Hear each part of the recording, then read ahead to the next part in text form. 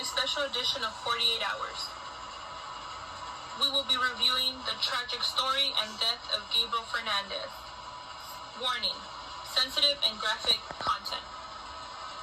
A young boy tortured and killed, not by strangers, but by the very people who were supposed to love him the most.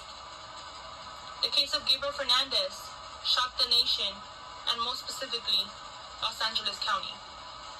Gabriel Daniel Fernandez was born February 20th of 2005 in Palmdale, California. 8-year-old Gabriel was found severely abused and malnourished in his home. Gabriel endured and suffered around 8 months of abuse and torture. The emergency room nurse explained once Gabriel arrived at the hospital, he had no pulse. Resuscitation was needed. Trauma nurse gave insight to Gabriel's injuries: depressed skull fracture, broken ribs, missing teeth, throat burns, black eyes, ligature marks, spoon marks, bite marks, cigarette burns, abrasion on foot, neck injuries, whip marks, swollen ankles, all fingers injured, rashes, bruising and cuts all over face, BB gun pellets inserted in his chest and groin. Gabriel Fernandez was pronounced deceased from blunt force trauma on May 24th of 2013.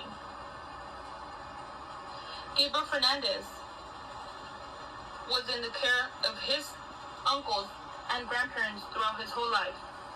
8 months before his tragic death, he came into the custody of Pearl Fernandez and Isara Aguirre. Pearl Fernandez is one of the 2 individuals responsible for his death. Fernandez tortured her son throughout the 8 months he was in her custody. Isara Aguirre, boyfriend of Pearl Fernandez, was the second person responsible. Aguirre and Fernandez were convicted of first-degree murder with special circumstances of torture. Aguirre was given the death penalty, while Fernandez was given life in prison without the possibility of parole. Gabriel suffered physical and mental abuse, countless injuries all over his body. Gabriel succumbed to his injuries on May 24th of 2013. 4 social workers were also being charged of child abuse in the case of Gabriel Fernandez, although these charges were later dropped due to insufficient probable cause. The modus operandi of Aguirre and Fernandez was systematic.